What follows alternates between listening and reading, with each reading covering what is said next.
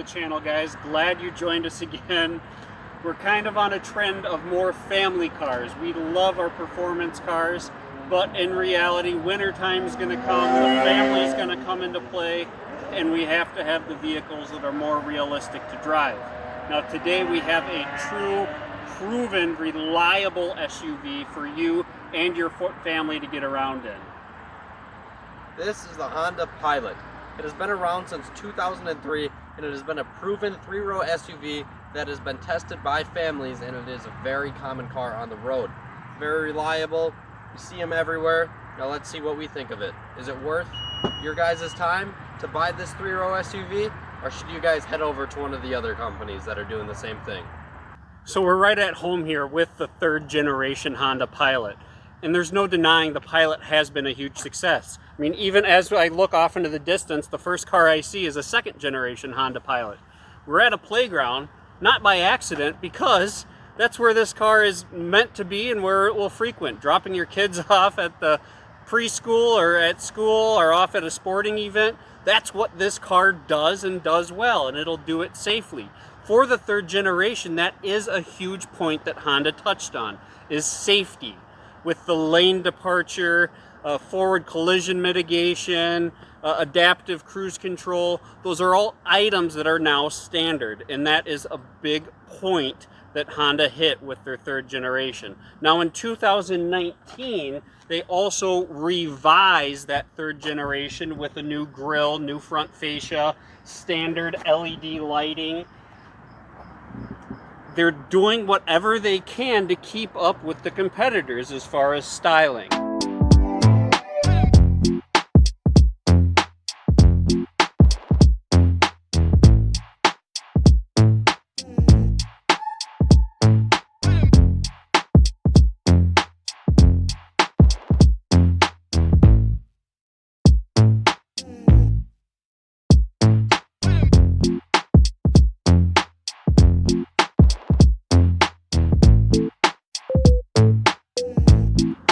The model we are looking at for today's review is the EXL trim line, which is about the middle of the road trim line for the Hondapilot. It has standard features that you're going to find extremely attractive, more than you would possibly imagine in standard features for this price range. Like Todd mentioned, it has all the safety stuff, as well as a one-touch sunroof located right up here. It has leather seats as a standard.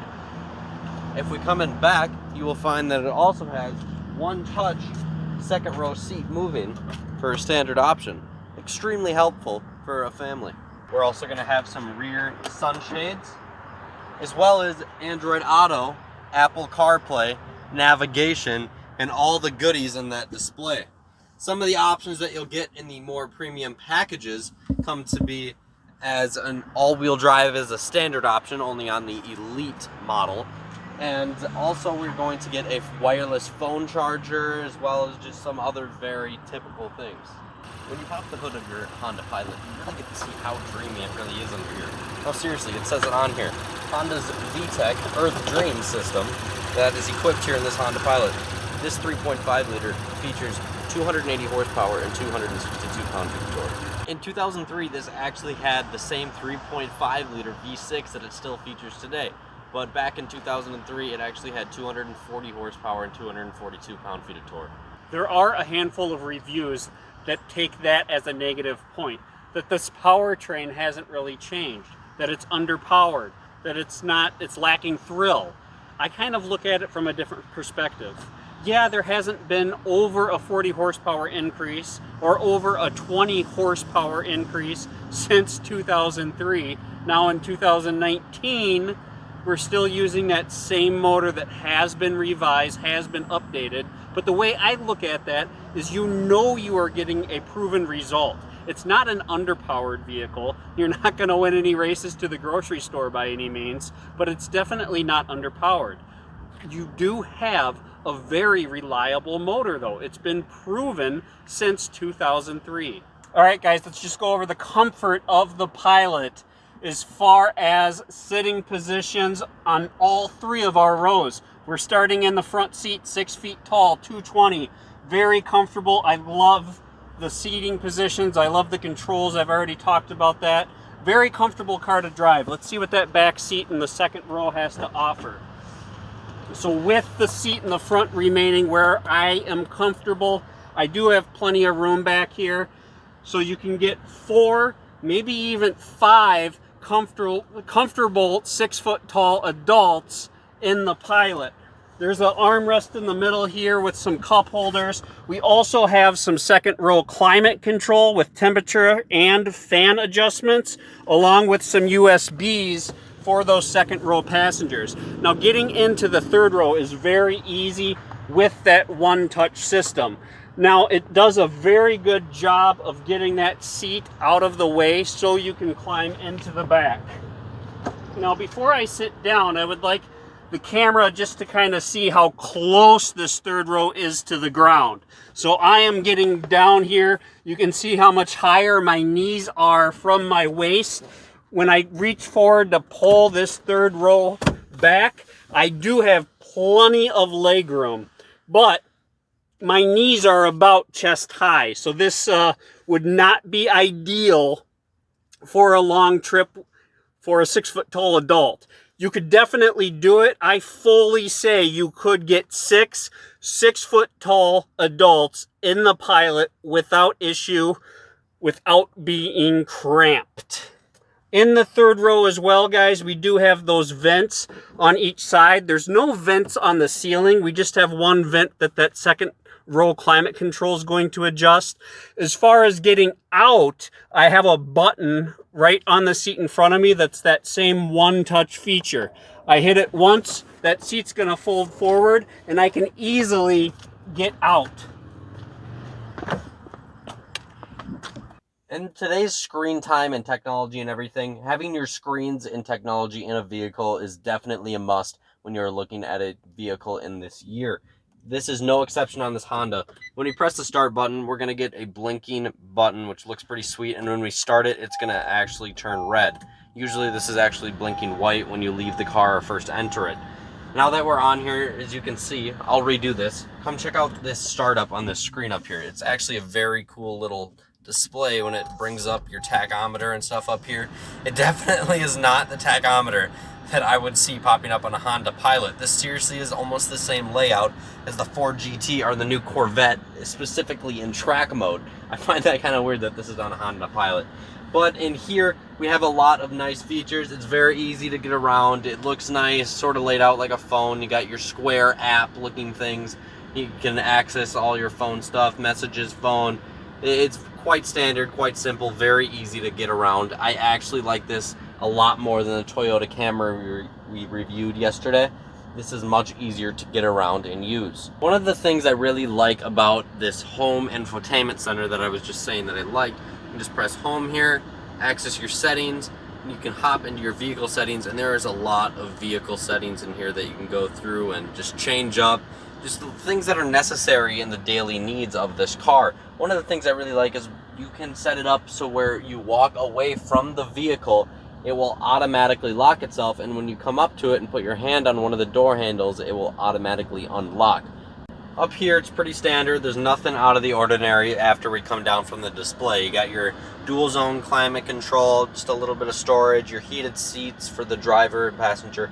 You do get ventilated seats in the upper models, as well as heated seats in the rear, which I feel is a must if you do live in the winter, but you are going to be spending more money for those options. Now when we come down here, under your gear shifter, there's a thing to change the modes that you are currently in. Right now we're in normal. We can move to snow, mud, and sand. Just to change up how the vehicle will react in those climates. So with those different modes and Honda Pilot's all-wheel drive system, this is a front-wheel drive focused vehicle. So a majority of your power is going to be coming from those front wheels, where a traditional truck or SUV, a majority of that power is going to be coming from the rear wheels. Obviously, we have the ability to shift up to 50% of that power to the back end as the computer in the Pilot sees fit with those snow, mud, gravel conditions. As we move around to the backside of the Honda Pilot, you can see right back here we have our rear view camera. Not a big fan of this rear view camera compared to the other SUVs in its class. I will show you why on the display here in a few minutes. Right under the Honda logo, there features to be a little button for the automatic trunk, also pretty much a standard in today's SUVs. Now when we move back here, tons of storage, no complaint there. We can open up this for even more storage. I have nothing bad to say about this. Folding down the seats is a two-handed operation. You pull this string, sort of give it a little push, and they slide right down just like so. To pull it back up, same deal. Grab the string, pull it, pull back on the seat, pull the headrest up, and they lock in place. When those are down, it does give you a buttload more storage, more so than I really think will be needed in your daily commute. Here is that backup camera I was talking about. I'm not a fan of the way this thing is laid out whatsoever. Seriously, no. The independent front suspension of the Honda Pilot does give it a very refined car-like ride. And obviously the platform that it's on makes sense on that. When we look at the competition of the Pilot, I think of two main competitors, the Toyota Highlander along with the Ford Explorer. Now, both of those have been at the game a little longer. The Highlander entered the market in 2000, while the Explorer, believe it or not, has been around since the early 90s. More or less like the first SUV. That's how I learned how to drive a stick, was in a two-door Explorer. But anyways, when we compare these three models, the Highlander, the Explorer, and the Pilot, they are very similar. All three of them have a 3.5 liter V6 as an option. Their warranties are identical. Bumper to bumper, 3-year, 36,000 mile. The powertrain, 5-year, 60,000 mile. So the difference when you look at these, in my opinion, is that Explorer is going to give you more of an SUV or truck-like ride and feel, both when you're sitting in it as well as the ride it offers. The Highlander is going to be a good mix, middle of the road between the two. I call the Pilot more of a minivan feel, both with the drive and the sitting position. Highlander is the only one of the three that offers 8-passenger seating. Both the Pilot and the Explorer give you a 7-passenger option. We're actually out just running errands in the Pilot. We're doing what people do on a daily basis when you buy a Pilot. That's what it's for. And that is what this car does very well. It gets you to where you need to go. You don't have to worry about breaking down. You don't have to worry about spending money on maintenance. It's a comfortable ride.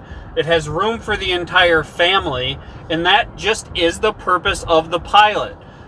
It's not a performance car. It's not a sporty car. It's not a luxury vehicle. It is just a functional vehicle that has a very high reputation for being reliable day in, day out, year in, year out, at this point, even decade after decade. So in 2019, we now have all of our safety features on the Pilot as standard. Your adaptive cruise, your lane departure warning systems. Your blind spot is not a standard feature until you get to the EX. So that very base model Pilot, there are still a few items that are not standard, but it's great to see that the Pilot and the Honda brand is serious about your family safety. Pilot is on the same platform as the Honda Accord, the Acura MDX, and even the Honda Odyssey. So that's a unibody platform. Now, we'll show you that there is some added tubular frame rails that are added to that unibody that give this Pilot that 5,000-pound towing capacity. However, actually driving the Pilot, it's more of a minivan feel. I feel more like I'm driving a Honda Odyssey than I do, say, driving a Durango or an Explorer. It has more of a sitting position, cockpit layout of a minivan than it does of a truck or an SUV. So one of the safety items as well in the Pilot is when the vehicle gets put into reverse. Take a peek at the mirror. So the driver's side mirror is tilting down, which this is a feature I like quite a bit. It helps you see if you're going to hit any curbs when you're pulling into a parking spot, when you're parallel parking, when you're pulling out of the garage. Make sure you don't hit any bikes that might be under that rear tire. But what I don't understand is in our Mercedes, the passenger mirror actually tilts. In this Honda, the driver mirror tilts, but not the passenger. And then I've been in BMWs where both of them tilt. I guess I don't understand the difference between automakers. Is one better than the other? I do definitely like the wide array of different seating positions the Pilot can offer. I can sit way up here where it definitely gives me that minivan feel, or I can go down here where I feel more like I'm driving a car with a very tall roof. The armrest as well is great, how it can click wherever you need it to be comfortable. I like how I can get comfortable in the Pilot. The blind spot warning is right on the mirror there as the vehicle comes into the blind spot. And then noticing the steering wheel for the lane keep assist. There's no audible tone. I am going to check to see if you can turn an audible tone in or out. But what it is doing is obviously you can clearly see the steering wheel is giving you a physical reminder that, hey, you're overtaking that line on the road. It seems to work very well. Whether you're going left or right in the lane, it's nudging the wheel in the right direction. It's not pulling you back into the lane. It's more or less giving you a reminder that, hey, wake up. So what I am noticing is when you fully exceed that lane is when you do get a brief, kind of quiet, audible beep. In 2019, Kelley Blue Book is actually naming the Hondapilot a best buy, a best-in-class buy. I believe a big reason for that is all of the standard safety features, even at the lowest trim level that the Pilot is offering. All of those features are available in all three of those models, but in some of the competition there, they are options and not standard. The Pilot has been lagging behind when it comes to sales. In 2018, the Pilot sales were under 200,000, whereas the Explorer had just over 220,000, and the Highlander was the best-selling of the three with over 240,000 units in the US. So I realize a lot of you Pilot owners or potential Pilot owners will most likely not spend a lot of time where I'm at right now, on the ground behind your Pilot. But I did want to talk about what I mentioned earlier. Because this is a unibody platform, this is the rigidity that has been added to give this Pilot that SUV nameplate along with that 5,000 pound towing capacity. You can obviously see your spare tire is a full-size spare that's down below here. The Honda Pilot in the 3-row car segment, is this the car that you would get for a 3-row? I don't know that it would necessarily be my choice. However, I do like the fact that this is an option. And I go back to the powertrain with that 3.5 V6 that has been around since 2003. I love the fact that there's automakers that are being more risky with what you're getting, but I also love the fact that in the industry, people have the option to just stick with something that's proven year after year. Yeah, definitely. So if you're more driver focused, into cars, and you're just watching this channel because you're subscribed to us, you don't think this is the way to go?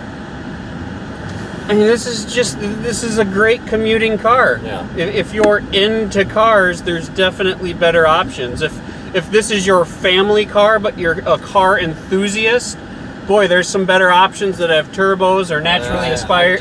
I'm gonna say this: my personal favorite's the Dodge Durango. Even without the V8s, you can get them for a very affordable price.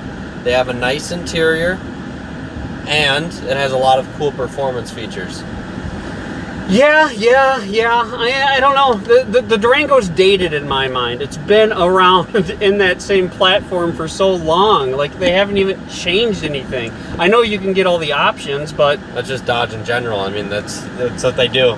But the Challenger, I mean, that thing came out in what, like 2008, 2000. 9 Yeah, around there. yeah. And they're on the exact same platform. They just threw 800 horsepower in it, made it the fastest car in the world. You know. Yeah, so the Honda's being pretty consistent there, where they're revising their cars approximately every 5 to 6 years. Like most automakers, Mopar and the Chrysler Corporation definitely hangs on to their designs a little bit longer. But I have nothing against the Pilot. Like, obviously it has a proven track record. It's just not my thing. A, it's not something I need. Yeah. And B, I'm an enthusiast. People buy this car because they just want the reliability. And the numbers year after year prove that your maintenance and your repair cost are about as non-existent as they can be. Yeah, I see them everywhere. Yeah, second gen, first gen, they're still on the road. You still get a decent amount of resale on them.